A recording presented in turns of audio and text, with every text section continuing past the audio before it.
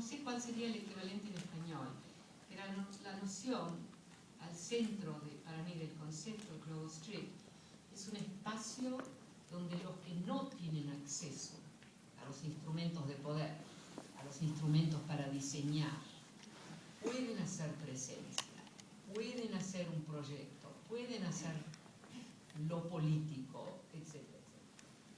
Entonces, una manera de encuadrar lo que estoy diciendo es de decir que estoy hablando de lo que antecede al diseño, para no ya entrar directamente en la cuestión de los espacios y los sin poder, ¿no? ¿Qué viene antes? O, otra manera de preguntarlo, ¿cuál es la ecología amplia dentro de la cual se da el diseño? Una imagen que a mí me gusta mucho, no sé si se entiende bien en español, una cosa que en inglés usamos el término speech, voz, ¿verdad? En el sentido de, por ejemplo, los escolares de la ley, ¿no? Legal scholars, dicen que la corporación tiene speech, tiene derechos, puede expresarse, puede hacer presencia, sería otra manera de decirlo. Entonces, un punto de partida para mí es la ciudad. ¿Tiene esa voz? ¿Tiene speech? Does the city have speech? Y repito, la noción de speech, la que estoy usando, realmente viene de la ley. Nosotros los ciudadanos tenemos speech, ¿no es cierto? Vis-a-vis ciertas cuestiones. Yo digo que sí, que la ciudad tiene esa voz, pero que nosotros los que la usamos, nosotros los que la vivimos, nos hemos olvidado este idioma, ya no lo entendemos. Y ahí incide también algo que mencionó Richard, que es mucho de lo que llamamos ciudad, en realidad es simplemente terreno construido densamente, y de ciudad ya no le queda mucho, ¿no es cierto? Entonces, yo estoy pensando una ciudad que existe aquí en el centro de Buenos Aires, existe en el centro de Rosario, existe, pero que es una categoría que también podríamos describir como urbanidad, ¿no es cierto? Va más allá de la materialidad. El orden visual de ciertos espacios construidos pareciera que fuera ciudad, pero en realidad no es ciudad, es simplemente una densidad de construcción, etcétera, etcétera. Entonces, y una razón, debo decir, que a mí estos son los temas que me interesan, es porque estamos viviendo una época donde creo que hay tendencias muy, muy fuertes que van eliminando la capacidad de la ciudad de tener su voz, y de esta urbanidad que nos permite un espacio un poco anárquico, un espacio donde, repito, los que no tienen poder o acceso a los instrumentos formales para diseñar, para gobernar, etc., pueden también ser participantes en el hacer de algo.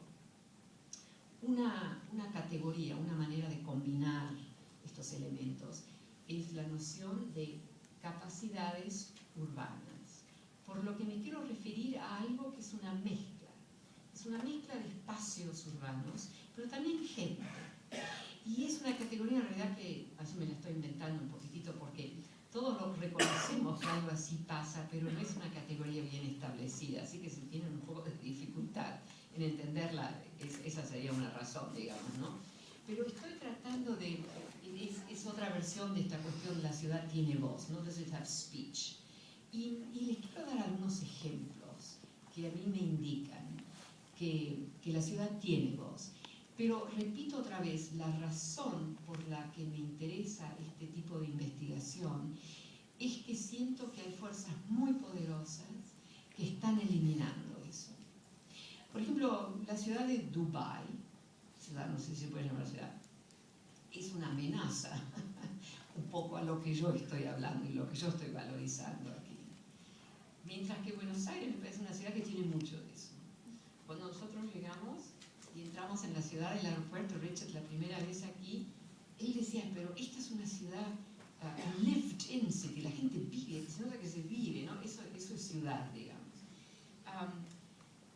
Las guerras, hoy en día, usan a la ciudad a menudo como una tecnología, sean las guerras con Estados Unidos fuerza militar convencional invade Irak, todavía no era una crisis geopolítica, lo que sucedió, ¿verdad? ¿Invadió ya? No. Pero cuando invade, en realidad lo que pasa, las 6 semanas que vuelan sus grandes aviones con sus grandes bombas, recuperan el territorio de una cierta modalidad, ¿no? Dicen, we got Iraq.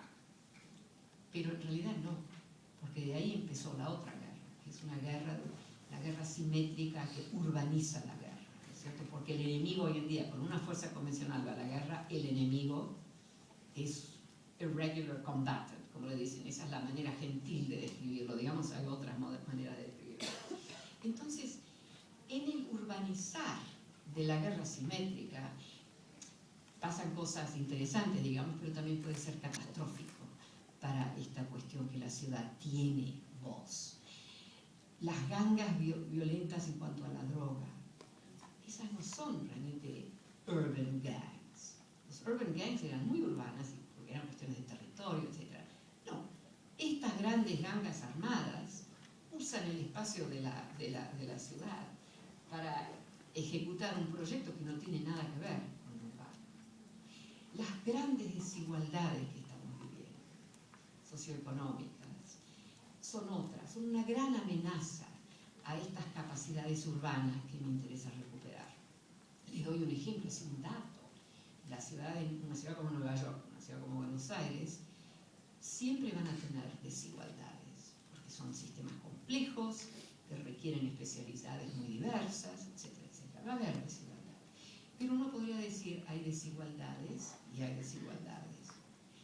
Para darles un dato, salarios. A mí me interesa mucho recuperar cuáles son los salarios que genera una economía, no el digamos, ingreso de un hogar donde puede haber 5 que están trabajando como esclavos para tener un ingreso razonable, no.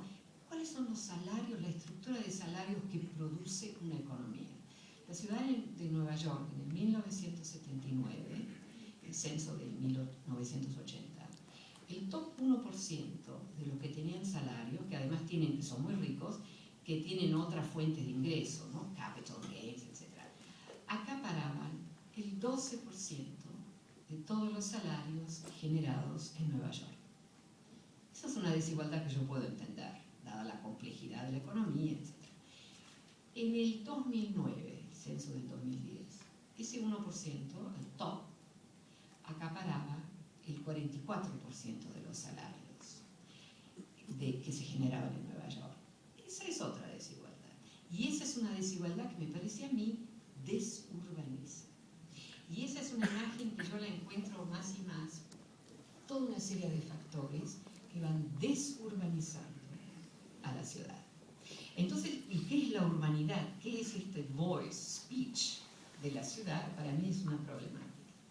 Ahora, hablando de capacidades urbanas, a mí me gusta mostrar esta imagen que viene de Tahrir Square, porque acapara un momento que muestra la capacidad, esa urban capacity, esa mezcla de espacio urbano y gente, y cómo puede recodificar lo que es, en última instancia, una máquina para destruir y para matar.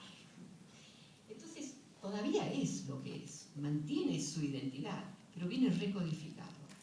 Eso para mí es una ilustración ciertamente muy dramática, no esperemos que haya también otras versiones de esto, de una capacidad que tiene solamente esta ciudad con la mezcla de gente. La gente totalmente reposiciona el significado de esta. Y aquí hay otra, y aquí esto captura una especie de anarquía en la cual hay paz, hay convivialidad. Está el tanque todavía, ya ha cambiado, ¿no? Es otra cosa.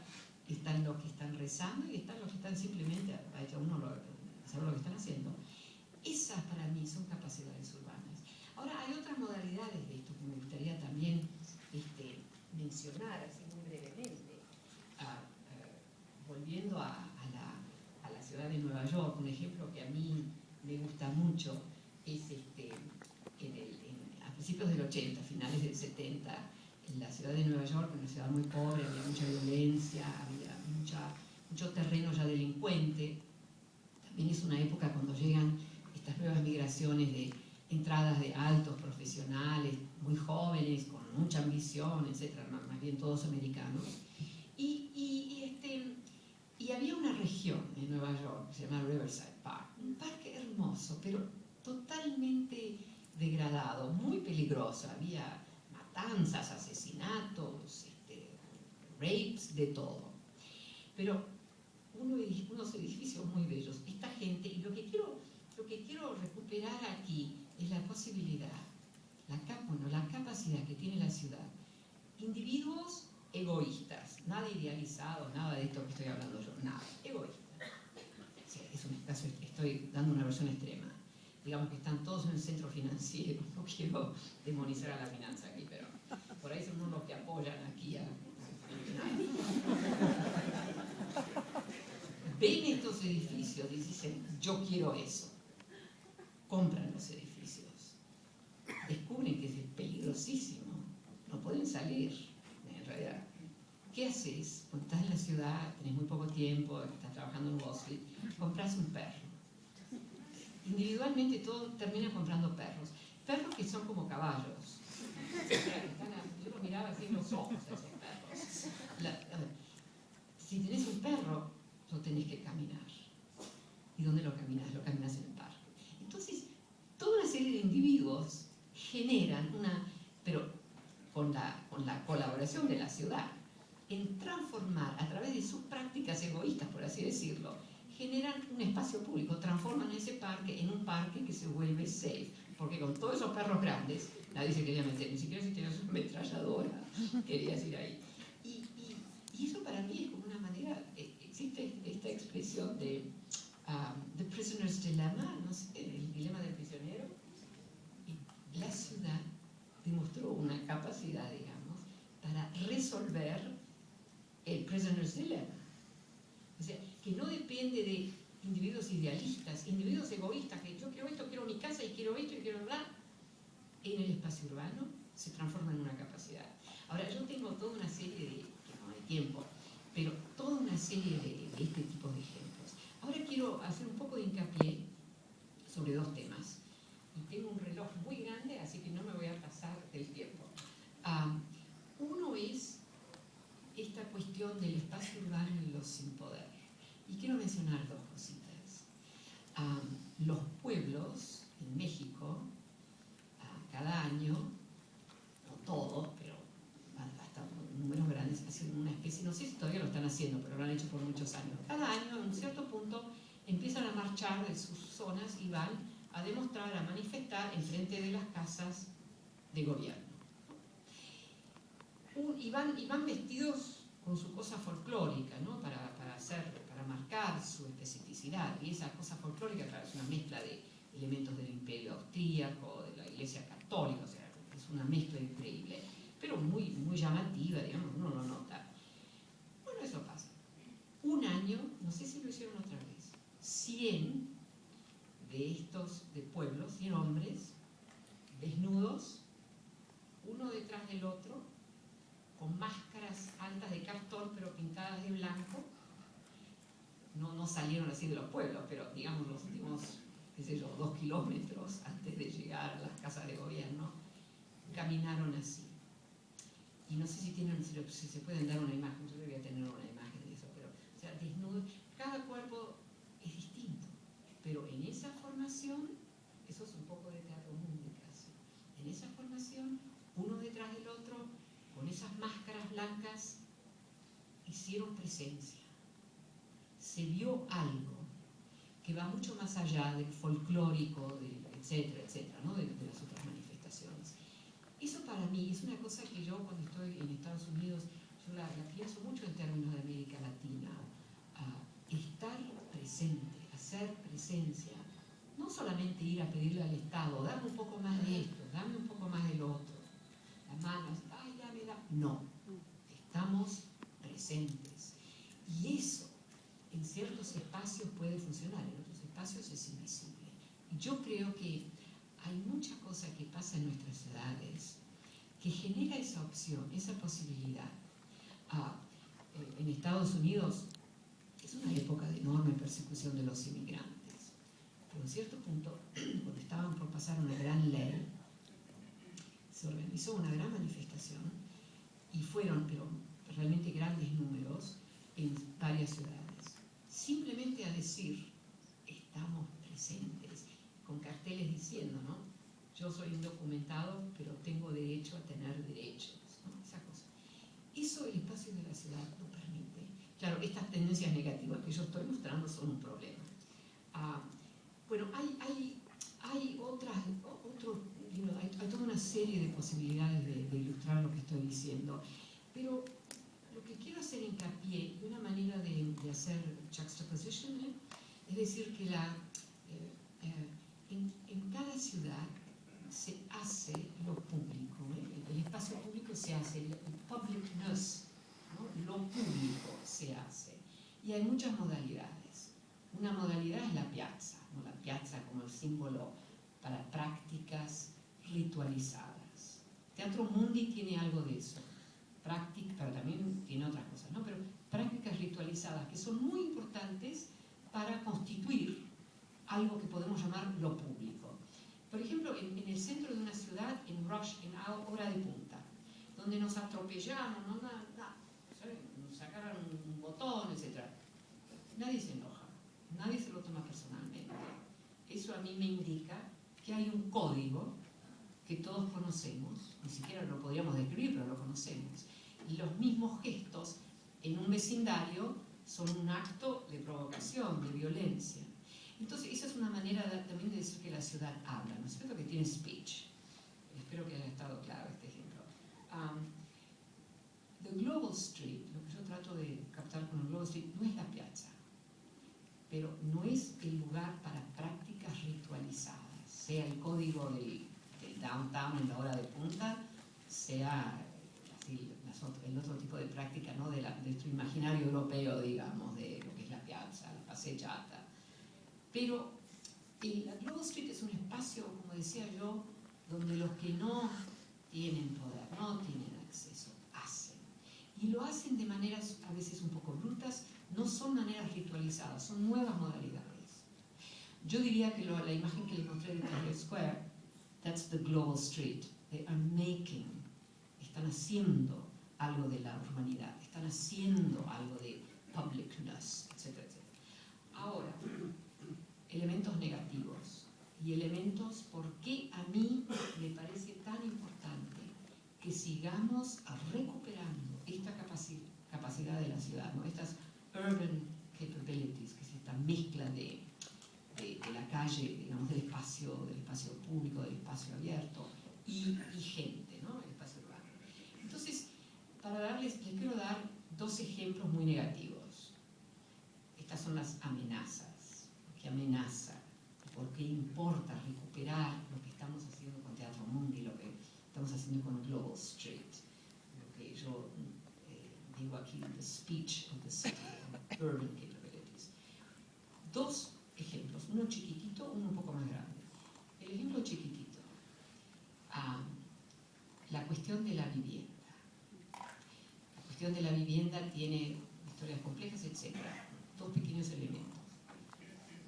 Las hipotecas en Estados Unidos esta última década, donde eliminaron a muchísima gente que perdió su casa, etc. Ya lo saben. Ese fue un proyecto financiero, no fue un proyecto de Estado, como lo fue en el pasado, de proveer vivienda a los hogares de ingreso modesto, digamos, ¿no? Entonces, este proyecto financiero que empieza en el 2001, se lanza en el 2004, dura 7 años. El resultado de ese proyecto financiero que usa el contrato, que es la hipoteca, para generar con complejidades enormes un instrumento para el sector financiero alto, high finance. En este momento tenemos 9 millones de hogares, y un hogar puede tener 3, 5 personas, ¿no? 9 millones de hogares que han recibido la noticia de que fuera de tu casa te vas. Y hay que repetir aquí que este no es la hipoteca usada como proyecto de Estado, ¿no? Es proyecto financiero. Estos números son impresionantes. Hay casi 7 millones que han sido echados fuera de su casa. Eso genera vecindarios vacíos, genera crisis municipales de ingresos, etc. Para hacer estos números pitagorianos, yo como holandesa, mi país tiene 16 millones de habitantes. Ahora nosotros sabemos que hay otros 6 millones que van a echar, pero digamos tenemos esta cantidad de 9 millones, ¿no es cierto?, 10 millones. Eso significa, esos son hogares. Eso significa unos 30 millones de personas, 35 millones de personas. Eso tiene tantos ceros que tenemos dificultad de imaginarlo completamente. Entonces, haciéndolo pitagoriano, significa mi país, 16 millones de personas, todos los que están aquí en el territorio de Holanda, fuera. ¿Dónde se van? No sé, pero fuera. Y después lo repetís. Esa es una violencia terrible la que está pasando en Estados Unidos. Y hay imágenes, digamos, de vecindarios totalmente vacíos. Entonces, ese tipo de cosa, claro, es una desurbanización violenta, pero es estas son modalidades, y ahora está pasando, ahora Hungría tiene 1 millón de casas, o sea, esto es un instrumento que viaja globalmente. Yo les menciono solamente estas figuras aquí. Y uno tiene la impresión que vamos a terminar con ciudades muertas, tanta construcción, tanta ingeniería, pero muertas. Segundo tipo de amenaza. Ambas, como ya dije, son muy extremas, ¿no es cierto? Son condiciones muy extremas, pero es para iluminar algo, es como tratar de recuperar el valor heurístico del caso extremo, no el valor sensacionalista, pero el valor heurístico.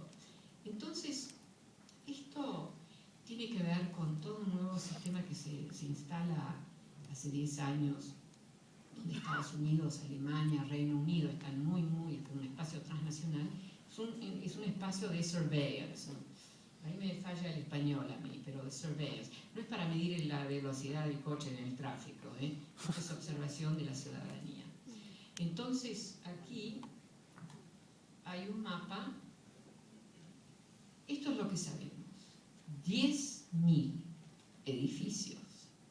En el caso de Washington, son kilómetros de edificios, pero están por todo el país, que están full time, totalmente dedicados al surveillance, ¿no? Que para nuestra seguridad, para esto de todo, nos dicen, para nuestra seguridad como ciudadanos, nosotros tenemos que pasar por una etapa intermediaria donde we're all suspect, somos todos sospechosos, pero es para nuestra seguridad. O sea, hay una lógica, yo entiendo, o sea, tengo una capacidad de imaginarme lógicas un poco extrañas, pero hay una lógica en esto. Entonces, hay otras ironías en esto, porque este espacio de surveillance que tiene 1 millón, al mínimo lo que sabemos, ¿no?, de expertos que tienen top secret clearance.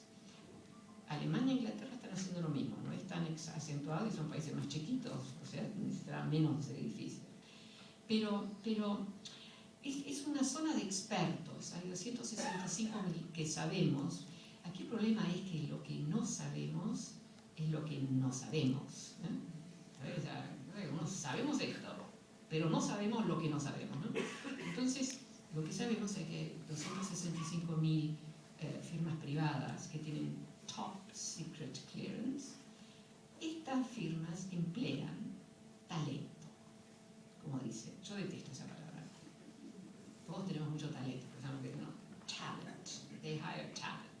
Si vos necesitas buenos matemáticos, buenos computer engineers, y los mejores vienen de Malasia, de Indonesia, de Burma, de Rusia, de China, esos son los que empleas. Hay una especie de desnacionalización de ese espacio de control.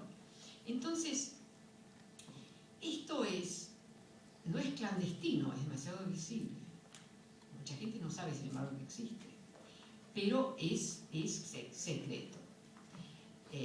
Hubo un whistleblower, uno que se salió, que tuvo información, que duró media hora en el sector, en la public media, y dijo, ahora mismo estamos examinando 30 trillones de emails de ciudadanos. Ahora, Estados Unidos no tiene 30 trillones de ciudadanos, 30 trillones de emails significa muchos emails de personas, ¿no? Se entiende, es actividad plena. Y dijo algunas otras cosas que es demasiado detalle para dar. Esta es una amenaza grande. Pero la ironía, y quiero terminar con esto, es que la pregunta que hay que hacerse es ¿cuáles son los espacios donde nosotros podemos por lo menos desestabilizar estas lógicas, estos sistemas? Y ahí la ciudad es un lugar importantísimo, es un espacio importantísimo. Y entonces cuando yo hablo de recuperar y de aprender otra vez a entender el idioma de la ciudad, de sus capacidades, qué es lo que puede hacer, eso realmente es como una sobrevivencia de la que estamos hablando. Ahora, yo sé que aquí en Buenos Aires uno está, se siente así muy... Pero estas son zonas extremas, Estados Unidos es un caso extremo. Lo uso porque otra vez, bajo la noción que puede ser un espacio logístico. Entonces, The Global Street, más allá del Teatro Mundi, más allá del espacio público reconocido y ritualizado, The Global Street es el hacer de espacios donde podemos tener nuestras prácticas anárquicas, nuestras libertades, etc. Y en ese sentido, para mí, el proyecto tiene que ver con todos nosotros que no tenemos acceso a los instrumentos formales del poder, a los instrumentos formales de etcétera, etcétera, pero todavía tenemos un espacio para hacerlo. Muchas gracias.